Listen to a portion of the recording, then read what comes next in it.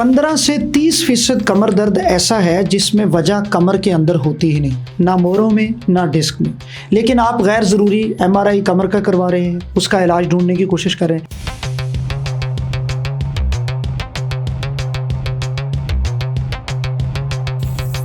वजह एक जॉइंट में होती है जिसको सैक्रोइलियक जॉइंट कहते हैं, जो कमर के नीचे राइट और लेफ्ट दोनों साइडों पे होता है। इसका कैसे पता चल सकता है, कैसे हम इसको कमर दर्द से अलग कर सकते हैं, और फिर इसका इलाज क्या है, इसमें MRI की क्या अहमियत है।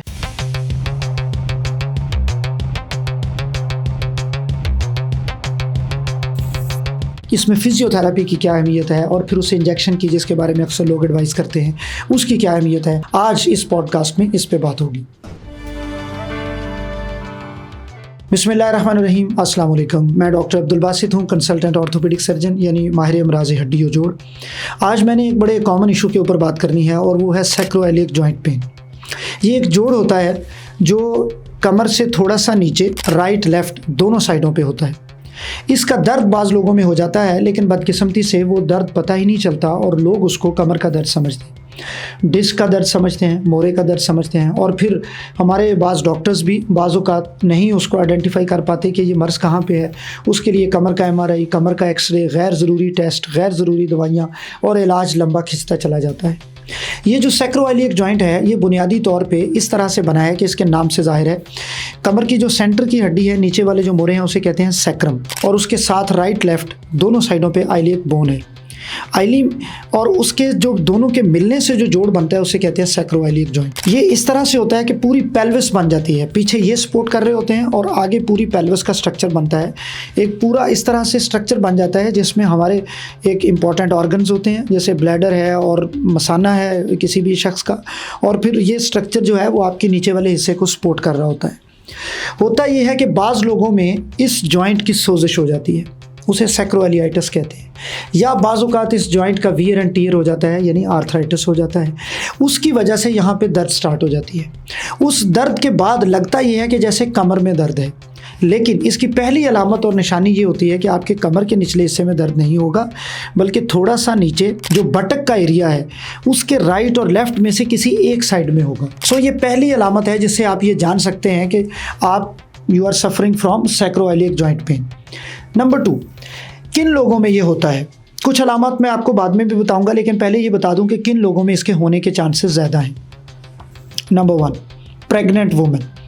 वो ख़वातीन जो प्रेग्नेंट हैं, ख़ासकर जब प्रेगनेंसी के लास्ट ट्राइमेस्टर में आती हैं, तो उसमें क्या होता है कि एक हार्मोन है रिलैक्सन, वो आपके लिगामेंट्स रिलैक्स कर देता है। इस जोड़ के ऊपर जो लिगामेंट्स हैं सैक्रोइलियक जोड़ के ऊपर, वो रिलैक्स हो जाते हैं, उसकी वजह से यहाँ पे दर्द शुरू हो जाता है। नंबर 2 क्या होता है कि जब वेट बढ़ना शुरू होता है, बेबी का वेट भी है, मदर का वेट भी है, उस वेट से भी यहाँ पे स्ट्रेस आना शुरू होता है।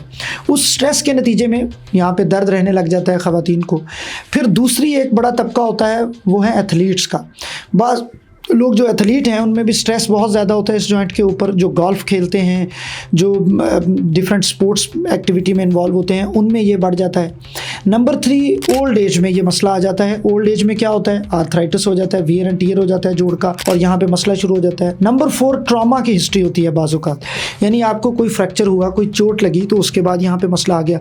नंबर 5, एक बड़ी दिलचस्प वजह होती है और वो ये है कि आपकी कोई प्रीवियस स्पाइन सर्जरी हुई है, यानी आपके कमर की कोई प्रीवियस सर्जरी है, उसमें आपकी कमर को फ्यूज़ किया गया है, उसके हिस्सों को, मोरों को फ्यूज़ कर दिया गया है, उसके नतीजे में भी यहाँ पे दर्द आना शुरू हो जाता है। तो ये 4-5 बड़ी वजूहात होती हैं जो सैक्रोइलियक जॉइंट पेन की वजह बनती हैं।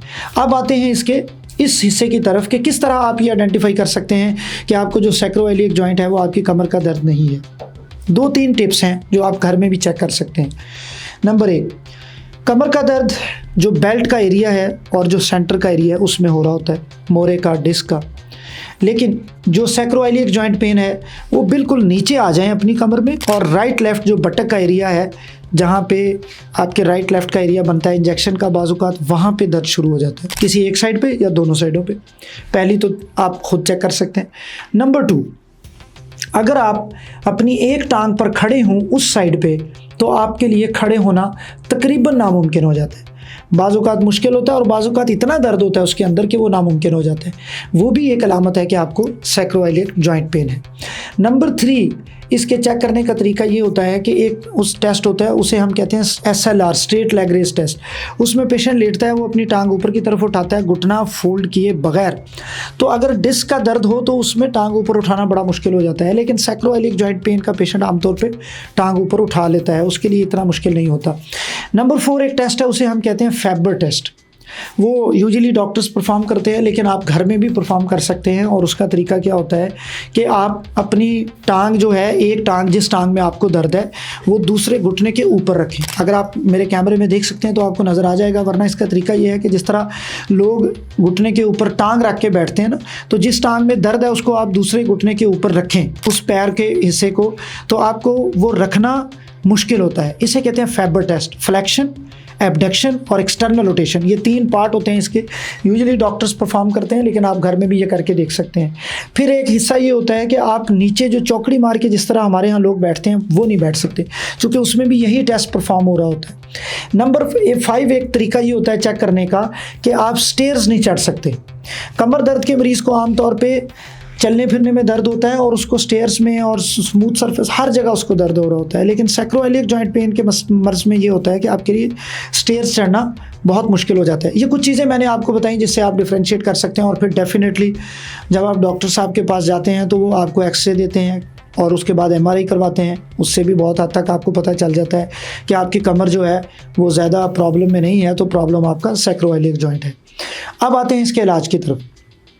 सैक्रोइलिक जॉइंट पेन, पहले तो मैं उन लोगों में बात करूंगा जिनमें किसी सिचुएशन में हो जाता है ये मसला, जैसे प्रेग्नेंट फीमेल। प्रेग्नेंट फीमेल्स आमतौर पे जब बच्चा डिलीवर करती हैं तो उसके बाद उसमें ये स्ट्रेस कम हो जाता है उनमें, और बच्चा डिलीवर करने के बाद अगर वो कुछ एक्सरसाइजेस करती हैं, स्ट्रेचिंग एक्सरसाइजेस और कोर स्ट्रेंथनिंग एक्सरसाइजेस, और फिर या फिजियोथेरेपी आप करवा लें, तो उससे ये मसला आपका काफ़ी हद तक हल हो जाता है, और साथ आप मेडिसिन ले लें।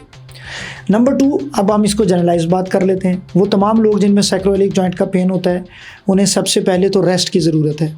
शॉर्ट रेस्ट आपने ज़रूर करना है फॉर 48 आवर्स। नंबर 2, आपने अननेसेसरी लॉन्ग स्टैंडिंग से अवॉइड करना है, लंबा अरसा तक खड़े रहने से परहेज़ करना है आपने। नंबर 3, आपने अब अपनी मेडिसिन स्टार्ट करनी है, उसमें आप पेन किलर लें डॉक्टर साहब के मशवरे से। स्टीरॉइड सम टाइम दिया जाता है, और बाज़ मल्टीविटामिन्स दी जाती हैं, कैल्शियम विटामिन D की गोलियां होती हैं, वो आप लें। बाज़ जोड़ को बेहतर करने वाली गोलियां होती हैं, वो भी आपके डॉक्टर साहब, आप उनके मशवरे से ले सकते हैं। अच्छा, बाज़ लोग पूछते हैं जी आप डॉक्टर साहब दवाई का नाम बताएं, तो दवाई का नाम बताना अनएथिकल होता है। कोई भी मरीज़, ये वीडियो जो है ये बेसिकली आपके शऊर के लिए है, अवेयरनेस के लिए है, ये ट्रीटमेंट नहीं है। ट्रीटमेंट के लिए आप अपने डॉक्टर के पास ज़रूर जाएँ। अच्छा, ये मेडिसिन आप लेना शुरू करें, रेस्ट शुरू करें, तो आपका प्रॉब्लम काफ़ी हद तक सॉल्व हो जाता है। फिर इसकी कोल्ड स्पॉन्जिंग है, हॉट स्पॉन्जिंग है।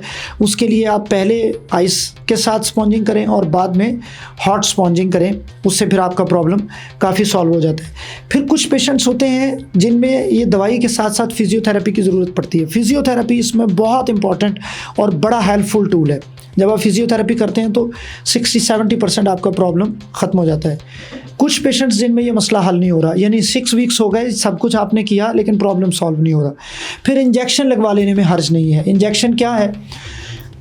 स्टीरॉयड का इंजेक्शन होता है, उसमें पेन किलर, वो लोकल एनेस्थेटिक होता है, तो वो लगा के उसको मिक्स करके उसमें लगा दिया जाता है कैमरे के साथ, और उस जगह पे जब वो लग जाता है तो आपका काफ़ी प्रॉब्लम सॉल्व हो जाता है। और बहुत से पेशेंट ऐसे हैं जिनको उससे मर्ज ठीक हो जाता है और वो सैक्रोइलिक जॉइंट पेन उनसे जान छूट जाती है। एक कैटेगरी बहुत थोड़े पेशेंट्स की ऐसी बचती है जो इनमें से किसी चीज़ से ठीक नहीं होती, उसको फिर बाद में जाके सम टाइम सर्जरी की भी ज़रूरत पड़ती है। बाज़ लोगों में इसको फ्यूज़ करने की ज़रूरत पड़ती है जॉइंट को, कि जॉइंट इतना पेनफुल हो जाता है कि उसमें स्क्रूज़ लगा दिए जाते हैं और उसको वहाँ से फ्यूज़ कर दिया जाता है। बाज़ लोगों में PRP इंजेक्शंस भी लगते हैं और वो भी काफ़ी हेल्पफुल हो जाते हैं जॉइंट के अंदर, सैक्रोइलिक जॉइंट के अंदर। ये कुछ बेसिक चीज़ें थी जो मैंने आपको बताई उस सिचुएशन में जब आपकी कमर में दर्द ऐसी सिचुएशन में है कि आपके नीचे वाले हिस्से की एक हिस्से में ये सैक्रोइलिक जॉइंट का पेन है। आप इसको कभी भी कंफ्यूज ना करें डिस्क के दर्द के साथ, मोरे के दर्द के साथ। ये सारी चीज़ आपकी अवेयरनेस के लिए थी। अगर आपका कोई क्वेश्चन हो, आप हमें फेसबुक, यूट्यूब पे, हमारे सोशल मीडिया लिंक्स पे आप भेज सकते हैं, हमारे व्हाट्सएप नंबर पे भी भेज सकते हैं। आपके फीडबैक का इंतज़ार रहेगा। डॉक्टर अब्दुल बासित को इजाज़त दीजिए। आपके देखने का शुक्रिया। अल्लाह हाफिज़।